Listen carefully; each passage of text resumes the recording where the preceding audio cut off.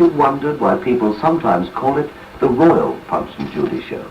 Well, the story goes that some English king or queen once stopped to watch a show, and as a token of appreciation made a royal proclamation permitting all punch workers to pitch their booths in any street they chose without fear of being moved on by a passing policeman. Thanks to the war, my engagement diary was empty, so I decided to take advantage of this special concession.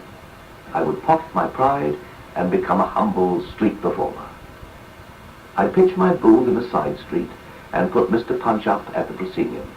In a few minutes, a small crowd had gathered, but before I was halfway through the show, a policeman put his head in at the back of the booth and asked me what I thought I was doing. When I informed him that Punch could perform anywhere by royal permission, he told me not to be funny and to move along. I tried to perform in other parts of the town, but always came up against the strong arm of the law. Sometimes I was moved on before I'd even got the booth fitted up.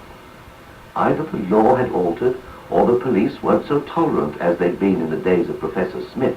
I'd often seen policemen watching his show, and they never said anything. I was determined that if the legend was based on fact, Mr. Punch was not to be driven from the streets without a struggle.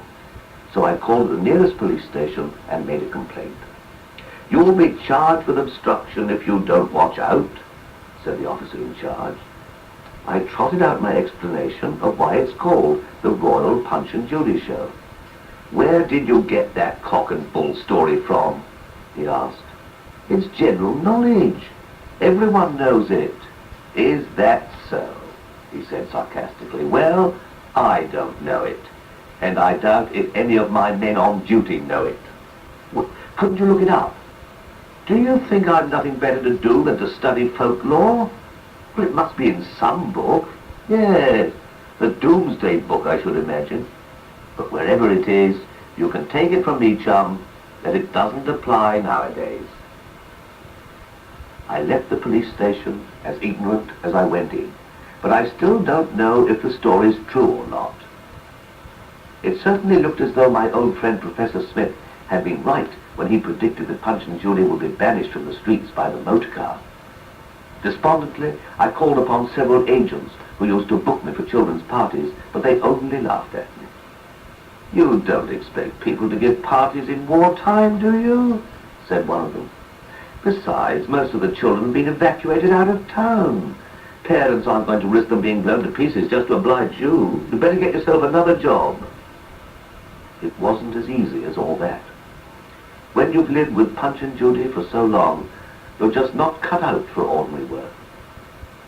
I managed to get a job as an unskilled worker in a factory, but the life didn't suit me at all. I found getting up at 6 in the morning a terrible ordeal, and was nearly always late for work, which didn't make me popular. But that wasn't the worst thing. In my show business career, I've been a jack of all trades, performer, puppet maker, dressmaker, publicity agent and secretary, all rolled into one. After this, to have to do only what the foreman told me was like being a zombie.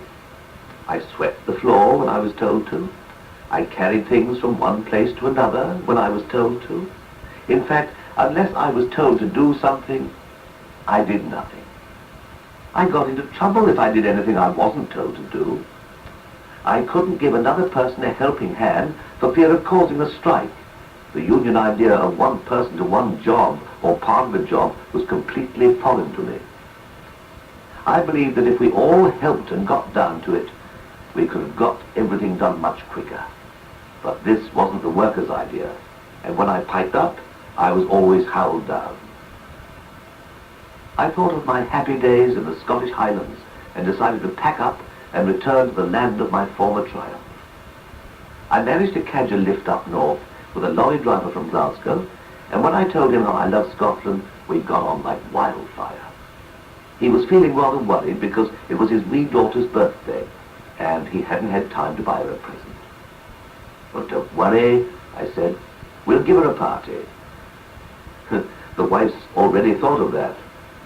She's invited a few of the bairns to come round. "Well, how about a Punch and Judy show?" "That'll be fine, but where could we get one?" "Well, there's one sitting in the back of your lorry," I said. I don't think I've ever seen a person more surprised and delighted. He just couldn't drive that lorry quick enough. That afternoon, I fitted up the show in his wee button Ben, as he called his flat. When his daughter heard the good news, she went out and fetched most of the youngsters from the streets. The room was packed, and my first show back in Scotland was a great success. The lorry driver and his wife were so pleased they couldn't do enough for me. She packed up a big parcel of food and he drove me to the station where I caught a train to the Highlands. In a few hours' time, I was smelling the heather breezes again. The old places hadn't changed at all. The war seemed to have made the people even more friendly, and the food was as plentiful as ever. Most housewives grew their own vegetables, baked their own bread and scones, and kept their own poultry, and there was always the chance of a rabbit, hare, pheasant, or salmon to be had, as long as you weren't too fussy where it came from. I returned to many of my old haunts, including the pub where I used to entertain with Bob, the accordionist. This time the audience was sprinkled with soldiers. Some of the younger ones had never seen a Punch and Judy show before, while many of the older ones said it took them back to their childhood days and made them feel it was worth fighting to keep Britain free for the sake of their own children. Punch in the pub became a regular feature, and as there were several military camps within walking distance, many of the lads popped in on their nights off to see the show. Perhaps it was because there wasn't any other entertainment for miles around, and a puppet show was better than nothing. But if laughter means anything, they must have enjoyed it. One evening, the landlord looked particularly pleased to see me, and hurried me inside. "I've got an old friend of yours here," he said, pushing me into the back parlour. I couldn't for the life of me think who it could be. "It's great to see you again," said a familiar voice with a broad Glasgow accent. By the old oak fireplace stood my long-lost friend Bob. We shook each other by the hand and spent the rest of the evening talking about old times and new plans. We decided to work together until the government caught up with us and pushed us either into the army or a factory. Bob's music added greatly to the entertainment, and we stayed as resident entertainers at the old inn for nearly a month, playing to packed houses every night. I often joined in with the singing, and Bob decided I had quite a pleasing voice and should sing some songs on my own to give a bit of variety to the show. He taught me several comedy songs, which I managed to put over, and later we put together a series of jokes. In a very short time, I became a passable comedian. By the end of the month, despite protests from the landlord, we decided it was time to move on, as we didn't want to wear out our welcome. Bob had played the piano as well as the accordion, so we were able to put on a small variety show. We started hiring village halls where we ran concerts, followed by a dance.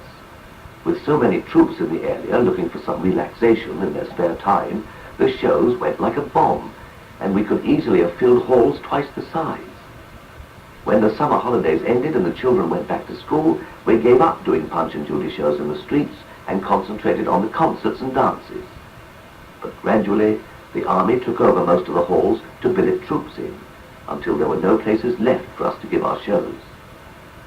At the landlord's invitation, we returned to the pub for a few weeks, and it was there that I got chatting to a sergeant who suggested I should join E.N.S.A. and entertain the forces. "I've never really looked on the Punch and Judy show as an adult entertainment," I told him.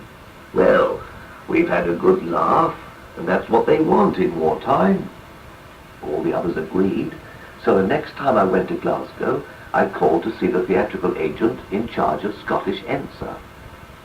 When I told him I wanted to present a Punch and Judy show to an audience of servicemen, he laughed in my face. "A Punch and Judy show for men? Are you asking for the bird?" "Why not?" I said.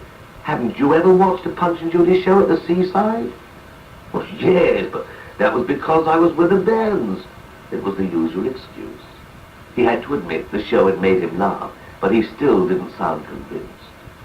"Oh, we'll think it over," he said eventually. "Call and see us in 3 weeks' time." I've often heard this remark from agents, and knew what it usually meant. When I told Bob about the interview, he said I was crazy. You should have told him you were a comedian too, he said. Now you really want me to be booed off the stage, I answered. My comedy bit might be all right for a few lads and old cronies in a pub, but I'd never get away with it before a real audience. No, I'll stick to what I can do well, and that's Punch and Judy. I suggested that Bob should also call and see the agent. He did so the next day, and because he was an accordionist, he was booked on the spot to go out with the next E.N.S.A show. This looked like the end of our partnership, but Bob wouldn't give up hope. You'll have to work on them a bit harder, he said. I remembered how Punch's new look, with its smart clothes and velvet curtains, had been a passport to the drawing rooms of high society, and I began to wonder how I could alter my show to make it appeal to an audience of soldiers. Bob and I went to see a slapstick comedy called Giggles and Girls, in which a bunch of raw recruits were put through their paces by a sergeant major. The soldiers in the audience loved it, and I came out of the theatre with a germ of an idea. By the end of the week, I had my new production of Punch and Judy, and was ready to renew my attack on E.N.S.A.